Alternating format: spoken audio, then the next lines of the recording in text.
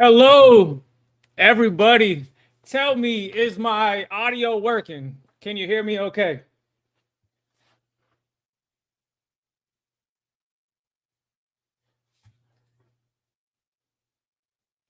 How's the audio sound? Let me know in the comments. Look how many people we have in the building already. This is incredible.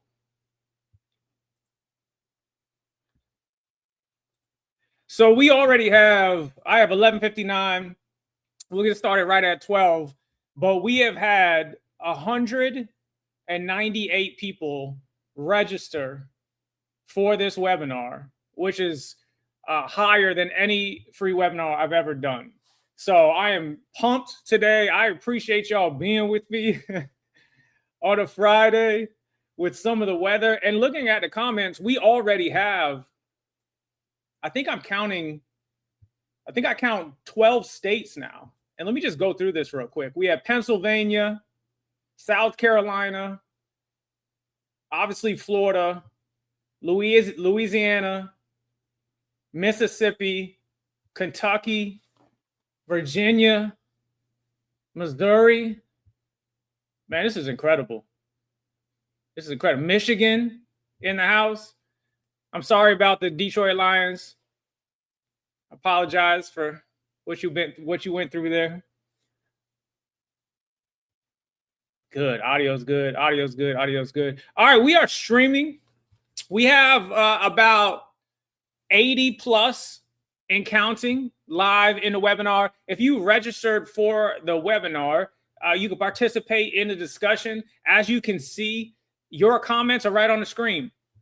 Normally when I do workshops and I do trainings, I ask a lot of questions and then I get feedback back through the audio. But with this platform, I'm going to really rely on your comments and your feedback in the chat. So it does not bother me for how much you're in there. If you're responding to me, if you're talking with each other, that makes this more of an engaging environment for everybody. And then we're also streaming on X. We're streaming on Facebook. We're streaming on both YouTube channels. We're doing some big things right now. So for some context, the reason we are here today from my perspective, and then I want to hear from your perspective, is I just finished my third book, C.A.P.E Conversations, Communicating Through Chaos, right? And this is a fiction book that was inspired by one of the most difficult times I've ever experienced. When you talk about chaos, this experience pushed me to a level that I did not know I can go. And that's the beautiful thing about chaos and adversity and pain, is it'll take you to a place that you believe you can't go on, but you have it in you to keep going. And when you do and get to the other side, wow, do you learn something about yourself? So I'm writing this book and I'm thinking, how in the heck did we get through this? How in the heck did I get through this? And it made me think, wait a minute, let's bring this conversation beyond the book and let me schedule a free webinar to bring people from across the country to talk about, all right, how do we get through the chaos sometimes? And there tends to be a lot of chaos. And based on what I'm seeing, is not just a Florida thing. It's all over the place. So what I'm going to do is 5 people that registered for this through the webinar, when that book that I wrote is ready for publishing, and it's with the editors right now, so it's going to be out very soon, I'm going to randomly pick 5 people who attended this webinar and commented and participated to send an autographed copy of that new book. So that's just my thank you for you being here. And that's why we're here today. Now that I said that, I am interested. If you could go into the chat for me, tell me as concisely as you can, why did you decide to register for this particular webinar? Why are you here with me at lunch when you could be doing whatever else you want to do? What made you decide to say, all right, I want to participate in a free virtual webinar called Communicating Through Chaos? Tell me in the comments, what brought you here today? Why in this webinar?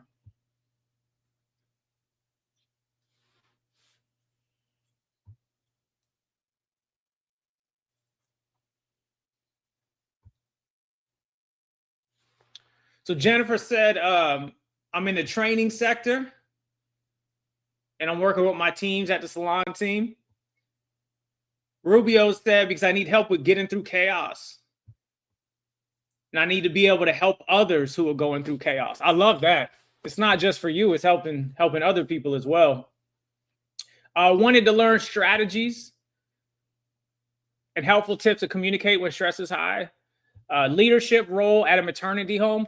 I am just blown away by how diverse this audience is. This is freaking amazing. How cool this is. There's so many different areas of our sectors are here. HR mandated. Crystal, how did HR mandate this webinar? I created it. How'd that work? All right, I'll take it though.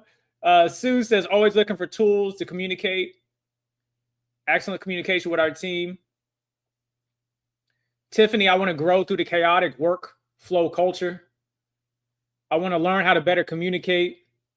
The topic's relatable. Work stress is very high.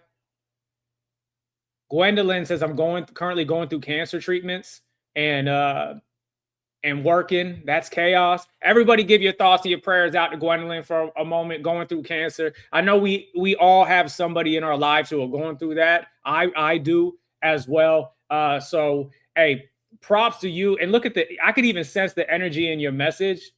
You're going to be good, Gwendolyn. You're going to be good. Man, hoping you will provide us some reinforcements. Always need to learn. Continuous improvement. This is phenomenal. This is phenomenal. Our organization allowed us to be a part of this training. All right. I love it. All right. So here's what I did. Let me give you, before we talk about what we're going to talk about today, just a little background of me. Has anyone here been in a webinar or training with me before? Has anyone participated in a training? If you did, what was the topic? If you participated with me before, what's the topic? Probably motivational interviewing, empathy, stuff like that. Yep. So a little background of me. If you want to talk about some of my chaos experience on a professional level, I started out working as a group home worker.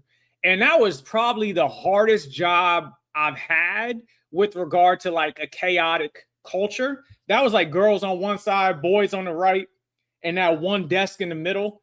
And this was a work culture where everybody just wanted to get through their shift. They weren't concerned with what happened before their shift. They weren't concerned with what happened after their shift. They just wanted to get through it. And that's probably one of the toughest, emotionally draining cultures to be a part of. I don't know if anybody's been a part of something like that, but I learned a lot about how to manage and communicate through that chaotic atmosphere in that situation. I was a director of a YMCA. That was the first job I ever had as a leader. I actually learned in that moment that just because you're a leader, that doesn't make things easier. It gets more chaotic because now you're responsible for people other than just yourself, right? And then I was a case manager and a program manager of a juvenile justice program, area manager of a federal program, transition director for a juvenile justice program in Central Florida, where we served 145 of the most at-risk young people per day. That was funded by the Florida Department of Juvenile Justice. And then I ran that program while we went through the COVID situation, which obviously that was chaotic because we were a community-based program where you were going out to see and help young people. And then all of a sudden you're told, hey, do all of that, but do it virtually. Do it via phone and Teams meetings. It's like, what? How are we going to get through this? And I even remember that situation. I was thinking, this is not going to work, but we made it work, right? And that's the beautiful thing about getting through adversity and hard times. And then obviously now I am founder of Speak4MC, Speak for Motivating Change. And I have my own company where I go across the country and I train empathy, motivational interviewing, team building, engagement, retention, all of that amazing stuff. So if you have an organization that would like to bring somebody like me out, get with me after this training and we can make it happen. I always like to share, in the spirit of chaos, you see that guy on the screen? That was my first name badge after getting out of college and getting like my first real job. And that guy in that picture, he thought that as long as you do things the right way and you're positive and your heart is in the right place, then you know what? Things aren't going to be that hard, right? Is that how it works? Things aren't going to be that hard if you're just doing it for the right reasons and your heart's in the right place, right? That's what that guy thought in that picture. So I always like to kind of share this. Can I share with y'all a picture of me about 4 months into the job? So this is 4 months into the job, realizing that maybe school didn't tell me everything or teach me everything. Let me show you this picture. That's me right there. Boy, boy, boy. I don't know if anybody else has had this experience where you're driving to work and you're kind of looking to the right and you're like, oh, I could pull off over there and call into work. Or I could pull off over there and call into work. Or, you know what? I do got a headache. Maybe I'll go on Indeed.com. Has anyone had that experience before? That was me in that picture. Everything in that moment, I was like, what am I doing? Why did I choose this job? I could have been a greeter at Walmart. I would have been awesome at it. But here I am. But the beautiful thing about chaos and going through hard things is that you learn the most about yourself in those moments. What you do in those moments really, in the end, defines what happens next. It defines who you are at your core. It's what do you do in chaos, right? And look at Matt. Oh, Matt works for AMI, so you get it. You get it. So that was me. And you know what? I showed this picture before. Somebody was like, "Oh, you're probably exaggerating." So I found another picture. See, I'm still angry. That was 2016. Yeah. So that was driving. That's where I had to drive almost 2 hours one way to go do a home visit at a young person's house. And I get stuck every time on this drive because it's just one lane for like an hour and a half. And I get stuck behind a freaking two horses butts just staring at me for 2 hours. So if you think I'm exaggerating, I got receipts and I brought them and there they are. But again, it is in moments like this that you figure out, you know, who you are. And thank goodness for Facebook memories, because stuff comes up and I'm like, oh, I blocked that out of my mind. I didn't even want to think about it anymore. But it's a good reminder. If you don't know about Speak4MC, everything I do is about encouraging short and long-term change. So when I help people, it's all right, what's the short-term goal we're trying to accomplish? And then what can we do as a helping professional to keep them on that positive momentum long-term? Because the thing is you can't get to the long-term change without those short steps, those missteps, those mistakes, those failures, those wanting to give up. So everything I do is about inspiring short-term and long-term change. And then everything I do is about helping people who help people. So everyone in this webinar, if you are in a profession that you help others, what I'm trying to accomplish is give you a couple tools that'll help you continue to do that and maybe help put you in a position to even do that more. And that's what I'm trying to do. And that's why I do these free webinars, because I truly just want to help people to help people. There's a lot of nonsense in the world these days. And by the way, I just want to tell you, I'm going to speak very candidly. I always speak candidly, but since this is my free webinar, I'm going to speak even more candidly, if that's possible. But the bottom line is there's a lot of nonsense in the world. There's a lot of hypocrisy in the world. There's a lot of people feeling like they are the main character in their own movie, and it's just their movie that matters. There's a lot of that going on. But you have decided to choose a profession where you want to help people. You could have done anything else, but you're choosing a profession to help people. And for me, that makes you a hero already. So if there's anything I can do to help you do that, then I want to do that, right? So make sure you're giving yourself kudos, showing yourself some love, not taking it for granted that there are people like you and other people that are in this webinar that are choosing other people's needs above their own.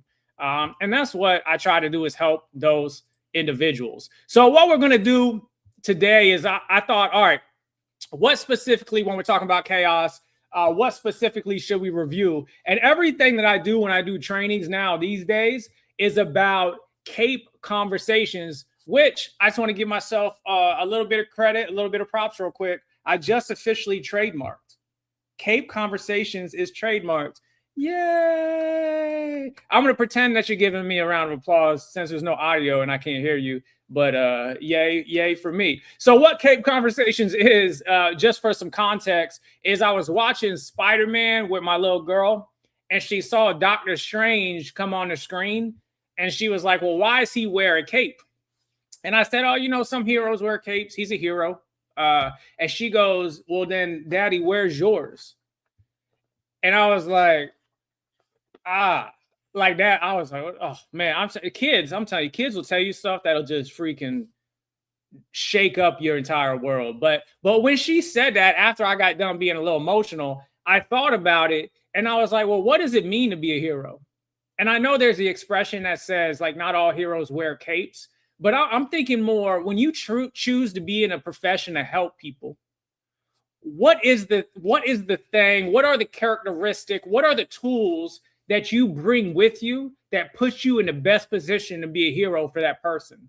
And I'm not talking like a hero like Superman, right? Like if you're a mentor and you meet with a mentee once a week or once every 2 weeks, in one form or another, you're a hero, right? Like there's all versions of this. The impact you can have on somebody by planting seeds is just incredible, right? So now every time I give a presentation, a training, I meet with organizations, I give them a CAPE presentation, but the C, the A, and the P, and the E changes based on what the topic is and who I'm talking with.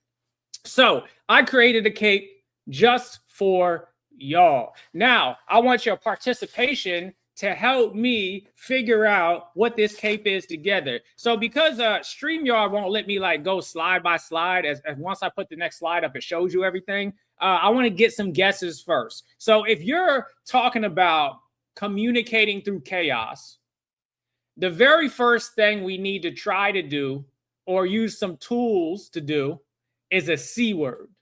And if you look on your screen, that C word has 4 letters. What do you think that C word stands for if you are communicating through chaos? Let me get some comments. I'm seeing some really good comments. This is kind of like Wheel of Fortune, maybe. Yeah, it's like a Wheel of Fortune. I need some Vanna White music. Looks like the top ones are either care or calm. Care or calm. And if you selected calm, you're the winner. The C stands for calm. The very first thing we need to consider when we're going through chaos is, all right, how do I stay calm? Because the more emotionally heightened you are in a situation, the harder it's going to be to see the big picture, and the easier it's going to be for you to miss things that are right in front of you.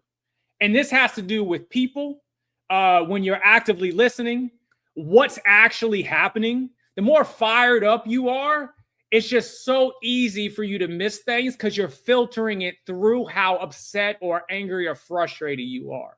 Like that, has anyone here ever, like an example of this, has anyone here ever responded to an email that after they sent it, they were like, oh boy, oh boy.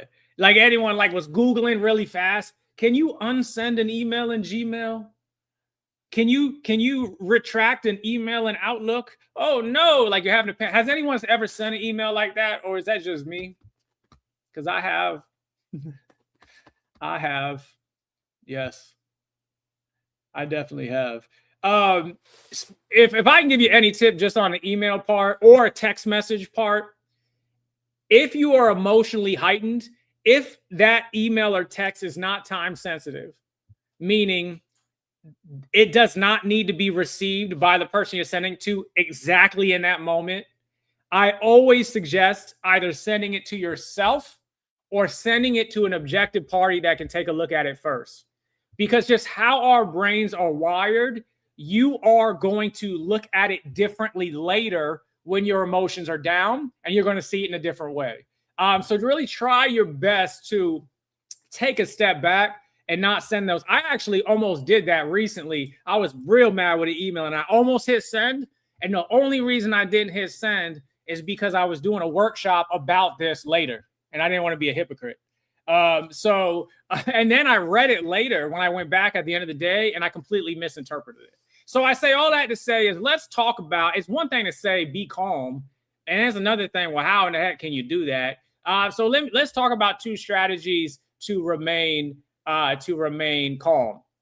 All right, the very first one is give yourself time. Let's say you're in a real-time situation with somebody or a chaotic situation. Try to buy yourself as much time as possible. Just because the person coming at you is communicating with you in a way that has a sense of urgency that they want you to respond right now, they don't get to dictate your response. They don't control your response. You control your response. So if you need a couple seconds, if you need some time to evaluate, you take that time. And some ways you can do that is you could say, all right, let me think for a second. Or, and I've done this a bunch of times, someone will ask something that's really like polarizing or really emotionally high. And I get some of these now because I put on another hat. I'm in another arena that's very polarizing. But I'll get questions like, don't you think? Don't you realize? Don't you agree? And when they're asking a question like that, they want an immediate reaction that confirms what they already think. You don't have to give that, right? You get to control your response. So saying something as, okay, that's a fair question. Saying, you know what, I haven't considered that before. Or, all right, I hear what you're saying. Give me a moment to think about this. You have the right to control your response. Take that time. And if you're still not ready after that time, say, you know what? I'm going to circle back with you a little later. And if they get upset with that or frustrated with that, unless it's something that is a time sensitive, the house is on fire and I need you to tell me right now what a fire extinguisher is, that's different, right? But if it's not time sensitive, I get to control when I deliver my response. You don't get to. You just don't. And I know it doesn't feel like that sometimes, but they control theirs, you control yours. So that's the very first thing, is buy yourself some time. I remember I was in a situation with a staff member, and this was a very high performing staff member, but they called and they were communicating in a way that was disrespectful on a level that I haven't heard them be before, right? And they were ready for me to attack or hang up or tell them they shouldn't be talking that way. And all of that would have just escalated things. So I simply said, that's not a perspective I've considered before. I'm going to have to think about that. I'll circle back with you, right? I'm going to buy time to respond to that situation. Because and I don't know if you heard this expression, but if I join the circus, now we're both clowns, right? And I don't want to be there with you. So buy yourself some time. And then the second one is ask questions. Ask questions. Don't assume. When someone says something, we have something in our brain called mental heuristics. And because it's such a fast-paced world, especially with social media, we want to draw conclusions as quickly as possible based off limited information, right? So in other words, someone says, hey, I'm really annoyed that you're sending me this email at Friday at 4:45. Your initial brain goes, all right, wait a minute. I sent it for a reason. The reason I sent that, they probably think this. And you're drawing all of these conclusions based off this initial information, where usually when people are communicating, the first things they're saying is not the core issue. It's the surface level issue. So instead, what you want to do is take a step back and say, all right, tell me more about that. Or what do you mean? I'll give you an example. Recently, I was talking to a neighbor, and a neighbor made a claim about someone in a helping profession was intentionally trying to deceive students. Now, my mom's in the helping profession. My mom's a teacher. So I obviously don't agree with that, but I'm not interested in debating with you in that moment. I want to understand why you feel that way. So I say, well, what do you mean by that? And then you can ask, well, when was the first time you can remember having that belief? And everything someone is feeling or saying, especially in a chaotic situation, it can almost always be sourced back to a very real personal experience they've had. And if we can get to that and have them talking through that, there's some nuance there. And then it'll give you some empathy, like, okay, even though I initially felt this was about me, it's not about me, right? It's about them and their personal experiences, and they're filtering what's happening through that, right? So it's not always, the expectation is not for you to not respond emotionally. Like, sometimes people say that, I'll hear leaders say that, they'll say, don't take it personal. We're emotional beings. The majority of decisions we make are emotional. So you're going to take it emotionally. The idea is, what do you do after that? When you take it emotionally, can you take a step back? Can you breathe? Can you take the time you need to think? And then can you ask questions? If you can do that, that can help you remain calm. Now, obviously, these are just 2 suggestions. If you have some suggestions too, put them in the chat. I already see some people putting their suggestions in there. It's easier said than done. You're not going to be perfect. You're going to make mistakes, but these are 2 strategies that I have found have helped me. Speaking of asking questions, one of the good things about asking questions and active listening is it could help you avoid some power struggles. And you really, in a chaotic situation, the last thing you want to be in a chaotic situation is a power struggle. Because if you're in a chaotic situation with somebody and you enter a power struggle with them, even if you win, them as the loser is going to feel resentful. And there is nothing more patient than a resentful person. You are creating a person who the only thing they want is payback. And then it's vice versa. If you enter a power struggle with somebody and you lose, you're going to lay your head on the pillow late at night and feel like crap. Because you're like, I put all of this effort into this thing. I fought. I maybe sacrificed some of my values to win, and I lost. You're going to feel like crap. And unfortunately, some of that can seep into other parts of your life, and other people might take the brunt of that, right? So we got to really avoid those power struggles with people. It's kind of like the expression, if you argue with a fool from a distance, you can't tell who is who, right? If you argue with a child from a distance, it looks like 2 children arguing. I've been in power struggles before where I was like, all right, that was a mic drop situation. I win. It's over. It's not. It just comes back around.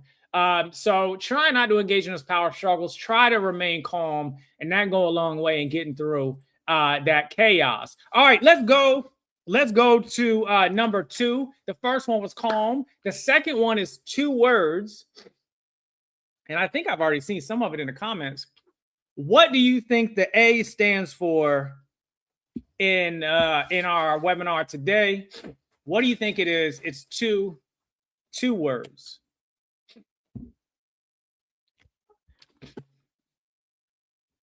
It's so weird me being the only one talking, by the way. There's like this rumor in Florida that I like to hear my own voice for hours at a time. And this webinar is not helping debunk that rumor. So, oh well. If anybody asks, y'all were talking to just through chat. Okay, so obviously this one was an easy one. Everybody got it right. The A stands for ask questions. And what I'm talking about in asking questions is I'm asking specifically for you not to ask questions to other people, but I want you to ask yourself these 3 questions when you're in chaos. All right. So here's the first one. The very first one is, what is my goal? And I know this sounds simple, And I know this sounds like, okay, this is so obvious. And I'll tell you the truth. There's a lot of people that do trainings, and there's a lot of, I mean, you search Amazon, there's tons of books.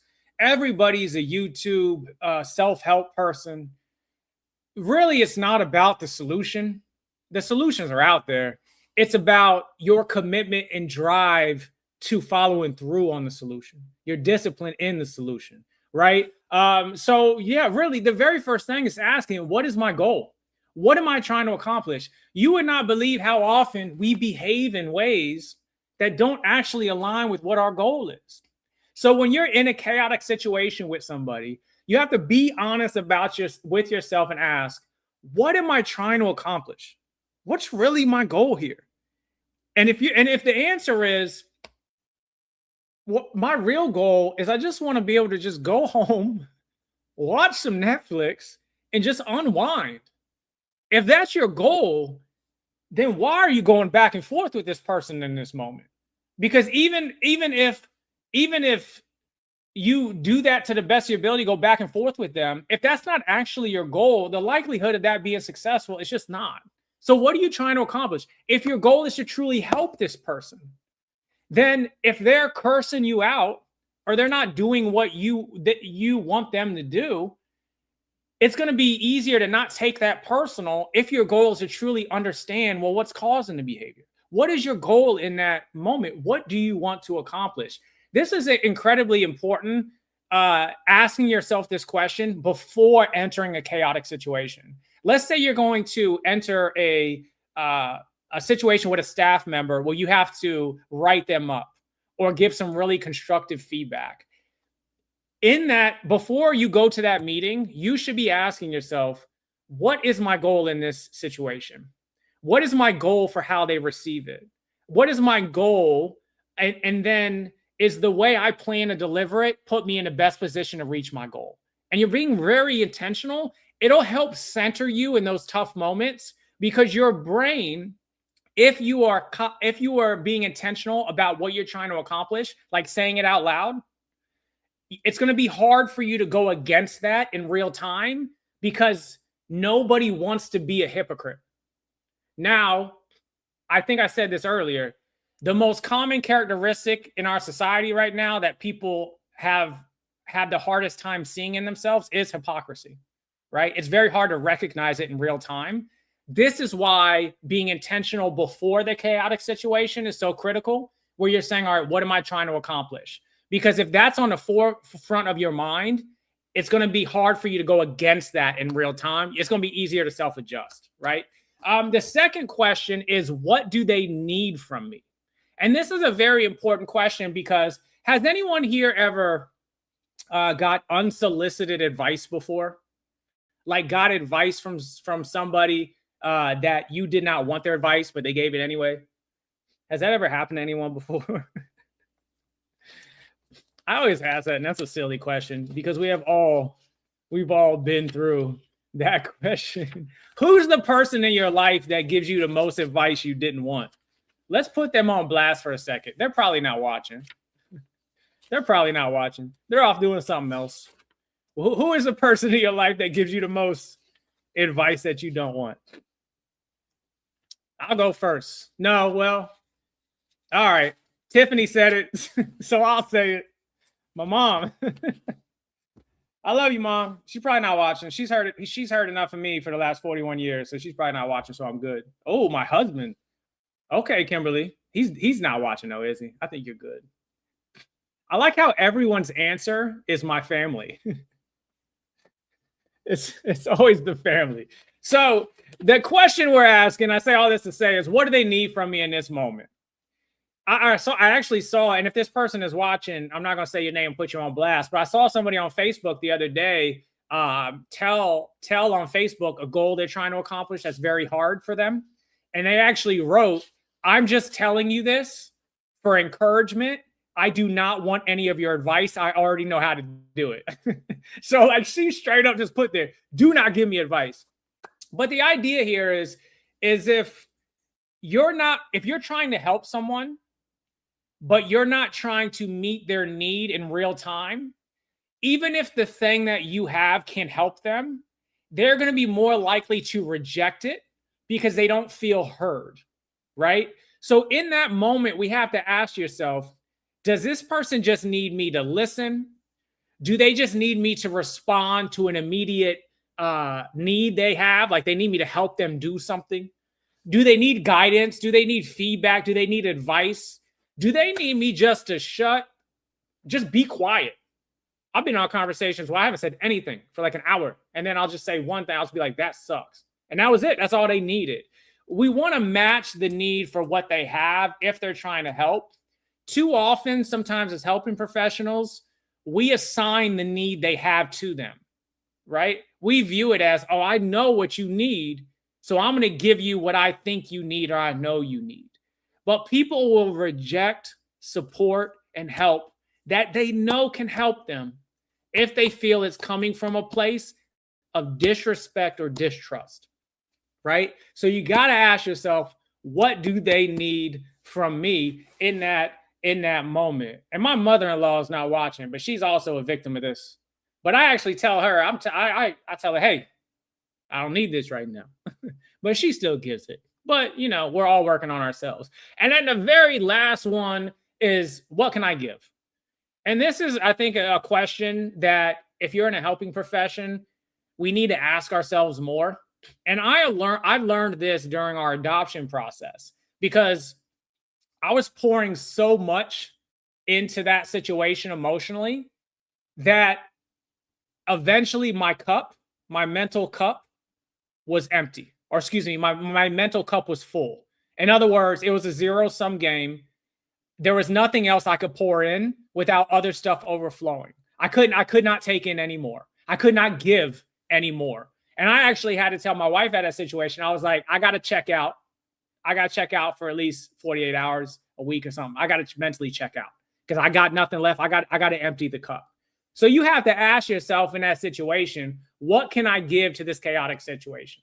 What can I contribute? And be honest, because the thing about mental health is you might think, hey, I can keep pushing, but if it's full, there's a limit to it. And you might keep pushing in this direction, but then other parts of your life are going to overflow and those parts of your life are going to suffer. So you got to really ask yourself in a situation, what can I give? And then specifically, I want to talk about a couple of things we're trying to give here is, can I give empathy? Can I give compassion? Or can I give sympathy? Or maybe I can give all three. But we want to be really intentional in this chaotic moment. Which of these three do I have it in me to give? And I want to be really like transparent here. It's okay to say, I cannot give this situation empathy. I can't. I won't. I'm choosing not to. It's okay. That makes you human. The problem is when people pretend that they have empathy and they really don't give it. That's the problem. Or they weaponize it, right? When people pretend they have compassion, but they really don't give a damn. And you see this a lot on social media, right? You see something come across a feed and people hit that care button. Oh, but they don't care, right? Now, if you're being honest with yourself and saying, hey, I just can't give more than the care button, then that's cool. Well, we can't pretend. We got to be real. We got to be transparent with ourselves. So you got to ask yourself, can I be empathetic? Can I be compassionate? Or can I be sympathetic? And in order to help us talk about, all right, can I give this? I just wanted to break these down a little bit. Sympathy is the baseline of human connection. This is the bare minimum of giving to others. Steven says, are you saying fake people? All right, Steven, I'm going to pivot on this comment real quick and let's talk about this, Steven. So one thing that's important for me is I don't think any person is just one thing. We are so complex and so nuanced that I think we're layered. And like an example of that, I'm sure we've all had some people in our life who, and professionally, they're phenomenal. They're like the top leader in their company. But then you learn about their personal life, and boy, are they doing some things they're completely different, right? We're very nuanced people.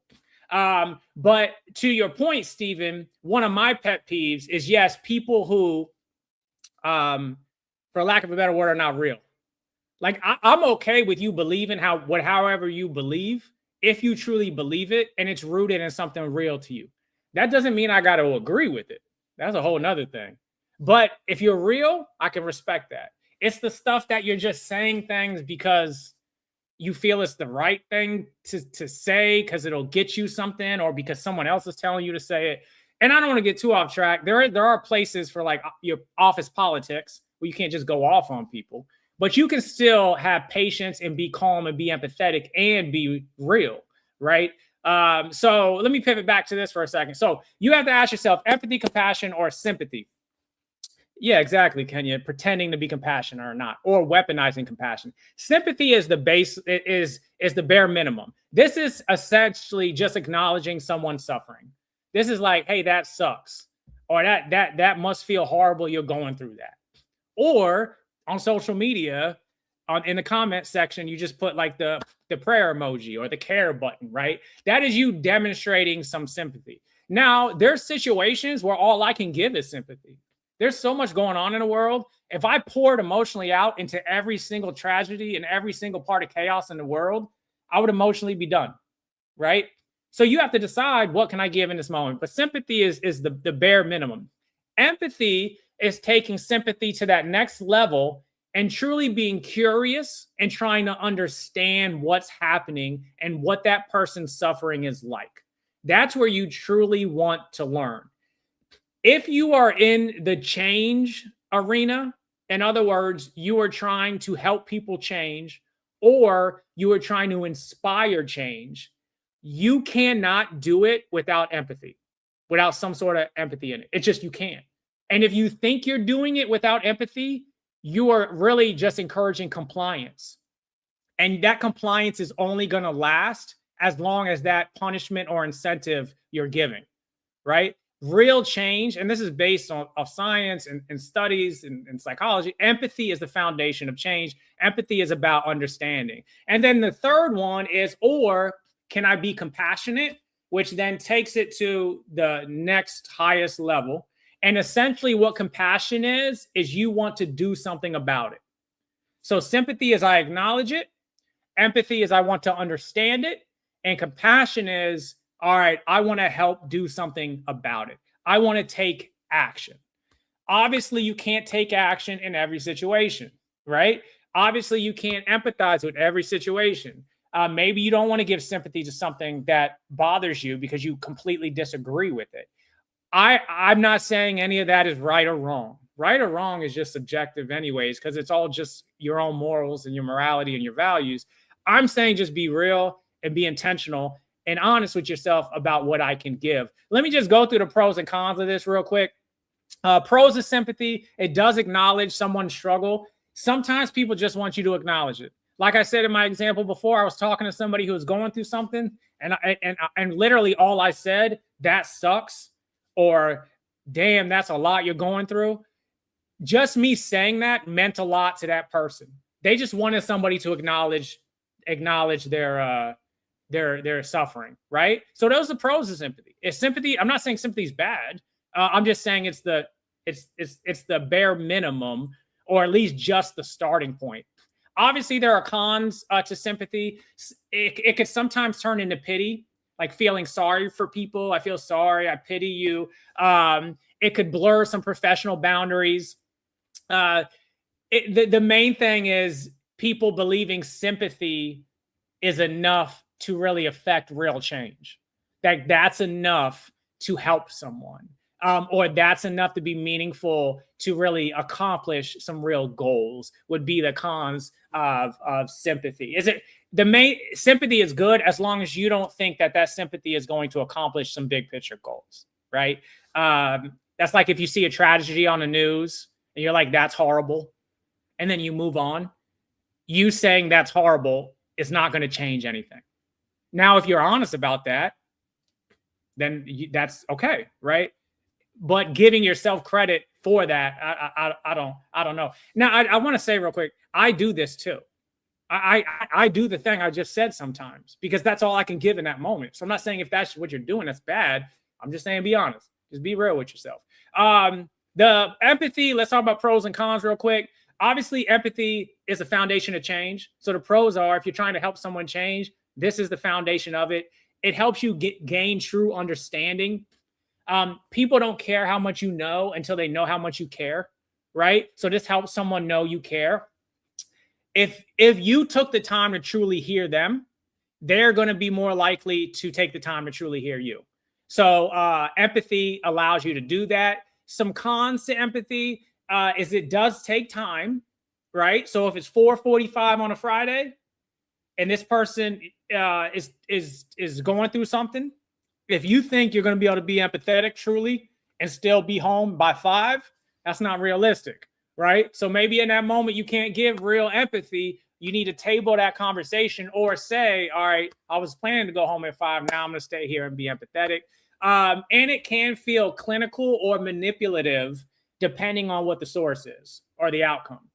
Like we had a salesperson at our house recently, and they were asking a bunch of why questions to find out what I was thinking because they wanted to sell me what they were selling, the highest thing, you know? So like, I mean, to each its own, but I knew that. So as soon as I know that, no matter how good you are at your questions, it's just not gonna fly with me, right?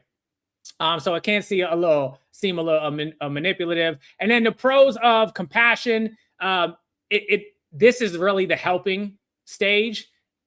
The quickest way to build trust and rapport with someone is responding to an immediate need, right? So if someone says, hey, I got no food at the house, and you're like, jump in the car with me, we're gonna go get you some food, we're gonna go get you lunch.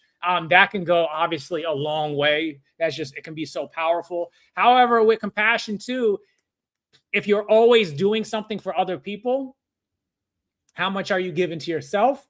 And then also, could it create a reliance if you're always doing something for other people, too much of a reliance on you for their own success? Change can't happen long term if people are attributing the majority of their success to an external factor. They got to believe that they have it in them to accomplish that goal, right? So the cons of compassion is if you're always the person getting in the car and taking them somewhere, that can create a little bit of reliance, and that can create a situation where they believe they're able to succeed in this space just because you're the one driving that success, which obviously, if we're in helping professions, we're not going to be with that person all of the time. So it's all about asking yourself, what's my goal? What do they need? And what can I give? Empathy, compassion, or sympathy. And I think what I'm going to do for y'all in the spirit of compassion is I'm going to create a cheat sheet based off this whole presentation, and I'm going to email it to y'all, okay? So you can print it out and bring it to your workplace or bring it wherever you want just to remember some of this, if that's cool with you. Speaking of compassion. All right, let's go to the P. We're going to go through the P and E fairly quickly. Anyone want to take a guess on what the P stands for? If you're in a chaotic situation, being in tune and connected to your P can help you get through that chaotic situation. What do you think that is? What do you think that is? Being in tune and connected to your P can get you through that situation. And I just saw Kimberly with the answer. It is purpose. It is your purpose. What is your why? I'll give you a personal example. When we were going through our adoption process, my why was my little girl, and then eventually my little boy. In the beginning, it was my little girl. That was always on the forefront of my mind, my family, my little girl. So no matter how chaotic that situation got, as long as that was on the forefront of my mind, external factors are not going to influence me to do something that'll get in the way or hurt my purpose, right? Your purpose is the thing that's the deepest down underneath your iceberg that drives you. Whatever your purpose is literally your superpower if you are intentional in defining what it is. Because if it's that real to you, it's going to be very hard for you to make decisions that get in the way of it. Now, sometimes we don't articulate what it is, and then it's kind of easy to get away from it because it's not in our face. That's why you got to really put it in front of you. It better be hanging up. It better be with you at all times. There better be something reminding you of your purpose, because then it's going to be hard to go away from it. And one of the best ways to be in tune with your purpose is being in tune in what your core values are. So your core values have been shaped since you were a little baby. Your experiences, your successes, your failures, your trauma, your neighborhood, your family, your faith, everything has shaped who you are and shaped how you prioritize your values. So when we're going through chaotic situations, and the most chaotic, I'll give you a professional example. At one time professionally, I was in a situation where we had to collaborate with multiple agencies and contractors, and the majority of agencies and contractors in that situation just weren't a fan of me. So they weren't super incentivized in having our collaboration be successful. So anytime we went into a meeting, I said, all right, what do I want my core values in this meeting to be? And I said, you know what? It's going to be collaboration. It's going to be empathy. And it's going to be communication. So no matter what happens in this meeting, I am going to be able to walk away and say, I tried to be collaborative. I tried to hear everyone's perspective. And I tried to communicate in a way that will push us forward. Maybe the meeting wasn't perfect, but I tried to stay committed to those three things. The other thing about values is if you clearly articulate what they are and you behave in a way that conflicts with them, you're going to be able to quickly get back to what your core values are. Because when you behave in a way that conflicts with your core values, it creates internal discomfort. And that internal discomfort can only be resolved by fixing what happened. Right? Now, if you do something that conflicts with your core values and you don't get uncomfortable about it, they probably were not your core values in that particular situation. I mean, they just weren't. It's not to say you don't have those values. They just weren't the ones you were prioritizing the most in that moment. So real quick, before we go forward, picture one of the most recent chaotic situations you've been in, like one of the really toughest situations you've been in or are in right now. What would you say are like the top two core values that you are going to stick to in that situation? What are you going to, no matter what happens, what are the two core values in that situation you were in or you're in now that you say, no matter what happens, you're not getting me off of these? These are my non-negotiables. What would those be for you? And Kimberly, while you're thinking about that, makes a great point. Absolutely. In the workplace, if you're a professional, let everybody know what your values are. Because then if you make a decision that they don't agree with, but it does align with your core values, at least they're going to know you're being yourself. You're being real. You're being consistent. So that's a really good suggestion. All right, we got honesty, respect, fun, purpose, empathy, justice, honesty. All right. Fairness, professionalism. So I want to give everybody a challenge real quick. If you do not have your core values hanging up somewhere, I want to challenge you and strongly encourage you to do that before the end of January. So wherever you are most of the time each day, your top 2 or top 3 values need to be right there so you could see them. Because before you get on that really tough conversation and you're about to go off, you're going to look at that value. Or before you're about to send that email, you're going to look at that value. Or before you're about to just get fed up with someone you're helping because they let you down again, you're going to look at that value, right? But if they're not right in front of you, it's going to be very easy to forget what they are. So I want to challenge everyone, whatever those 3 core values are, put those somewhere where you can see them every single day. And one little other tip, if you want, if you're struggling or going through something, ask yourself, by yourself, be in a situation where you're by yourself, it's completely quiet, it's just you and your own thoughts, and ask yourself, what would someone who has this core value do in this situation? What would someone who values spirituality or confidence or courage, what would that person do right now? And I promise you, it's going to get you on the path for what you need to do next. I've done it, right? So your core values are just incredibly powerful. They are who you are at your core. So I definitely encourage you to put those where you can see them every day. All right, in the last 5 minutes, let's look at our E. Here's our E. Like I said before, I'm going to send a little cheat sheet out to you, Laura, so no worries. I'm also going to send you out a survey that you can take at the end of this training. All right, so let's take the E. What does the E stand for? Any guesses on the E when you're going through a chaotic situation?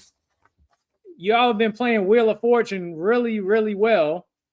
What do you think the E stands for? Sue said exhale. That's a good one. I like that. Execution.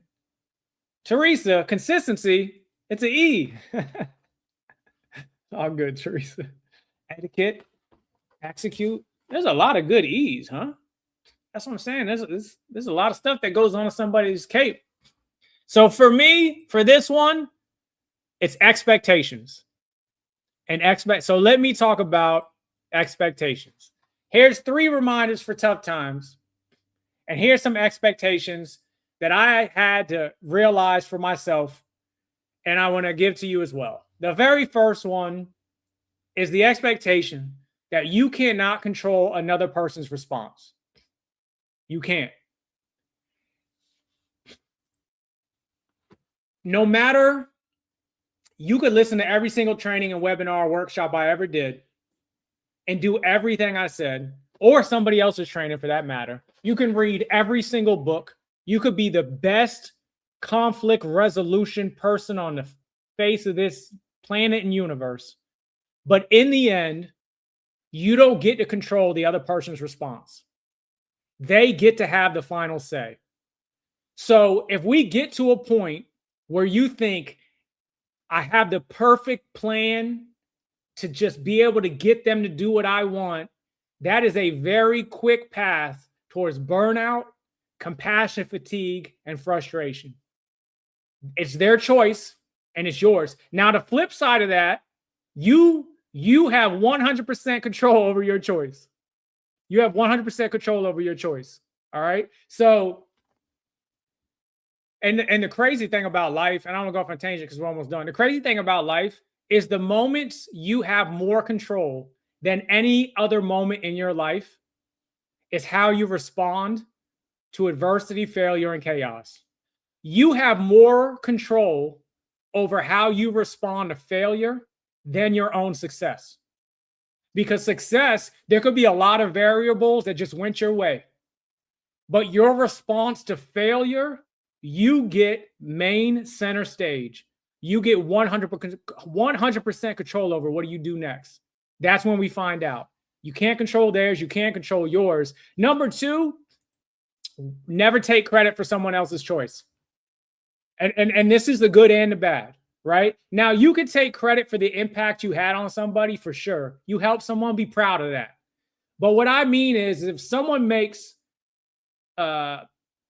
curses you out or someone makes a decision where it ends up bad for them, or someone deceives you, you should not take credit for the thing they had 100% control in doing, right? You don't take credit for that. Now, if you behaved in a way that was unkind or made them feel bad or hurt them in a way or disrespected them or was unfair or not empathetic, yeah, you take credit for that because we want to be kind and we want to be empathetic and we want to help people.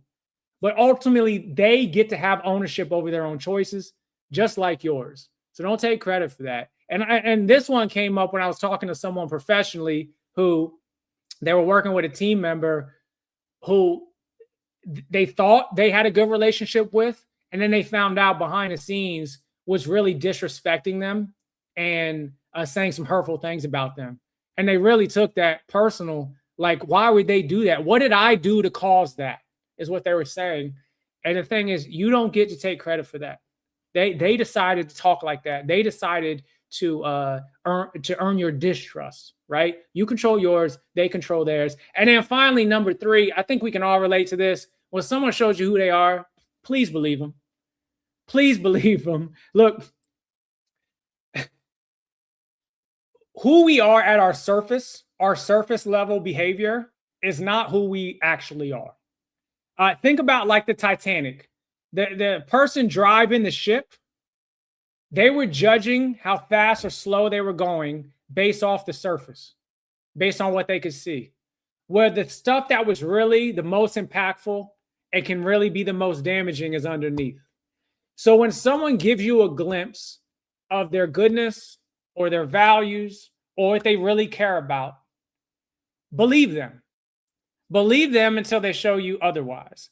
But one of the most frustrating things that can happen is someone is showing you who they are, but you're still going into that situation expecting them to be something completely different. And this is really, really common in our personal relationships, right? You get in a personal relationship and you're like, hey, this person, they'll eventually change or they'll do the right thing eventually. And then you just get more frustrated and more drained. People will routinely, especially if you let them talk long enough, they'll tell you who they are. They'll tell you what they believe in. They'll tell you why they believe it. And again, it's all subjective, right or wrong. People can believe however they want to believe. People can feel however they want to feel. Feelings are subjective. You get to feel however you want to feel. I'm just saying when they show you, believe them. If someone shows you who they are, you decide to believe they're otherwise, that's no longer on them. That's on you, right? So in those tough times, look for the people around you. Look for the people who show you that they are the type of people that you want to have around you, that those are the type of people you could trust, that those are the type of people that are truly kind and have your best interests in heart. And then believe those people, right? As opposed to having expectations that one day this person in your life will change, even though they're not showing you that they will. So that's the CAPE for chaotic situations. Obviously, there's so many different tools, but I just wanted to put this one together for you. It is calm. Try to remain calm. Ask yourself those important questions. Stay connected with your purpose and set expectations. You are not going to do all of these all the time. You are not going to be perfect. You are going to be human. And throughout that journey, just try your best to be real, to be authentic, and to be intentional about what you're trying to accomplish. And if we did that, the world, our society, our communities will go in the right direction.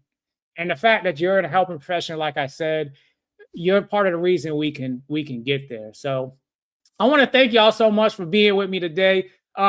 It goes a long way for me, and it helps me quite a bit get my message to help other people. If you share these things on social media, this live stream was streamed on YouTube, on X, on Facebook, and LinkedIn. If you're on any of those platforms, if you can just go to my page and hit that share button, it means a lot. And then I have a bunch of free trainings coming up. So go to speak4MC.com to see if you can attend any of those. And if you are in an organization that could use a message like this or use a message that could help people, send me an email, send my information to them, and let's make it happen. This was freaking awesome. We had at one point 95 people stay on consistently, not even leave. And then we have people jumping on all our social media platforms. Before I end this live stream, questions or final comments for those that are with us? Any final questions or comments about anything we discussed before we leave? And like I said, keep an eye out for that book. Once it's published, it's going to be on Amazon, and then I'm going to get some free copies to people who are a part of this training. Thank you, Stephanie. I'm glad you enjoyed it. A lot of positive feedback in the chat. I appreciate that, y'all. Y'all enjoyed it. Like I said, it goes a long way in supporting me. Send my information to people in your organization. Share this webinar on social media. Give me a shout out. Let's keep influencing positive change. I appreciate y'all so much. I'm gonna send you an email with those cheat sheets, and then once I hit the end of this live stream, I created a video about how to respond or when to respond to people in tough situations. I'm gonna go ahead and hit end here and have that take us out. I appreciate y'all. Happy Friday. You got this. You had no chance to succeed. What are you, an idiot or something? How do you decide whether a comment deserves your response? Not every comment does. And silence doesn't mean weakness. Here are 2 tips when deciding if you should respond. First, is the person curious or just loud? Curious people ask questions. Disingenuous people make declarations. Second, will responding cause clarity, conversation, or just create more noise? Understand, and especially in social media, comments aren't always for a conversation. They're simply meant to cause confusion and conflict. A lot of times, they're meant for reaction. Leadership isn't about winning arguments. Collaboration isn't about putting others down and make yourself feel good. It's about values. It's about restraint. It's about solutions. It's about empathy. And it's about focusing on what matters.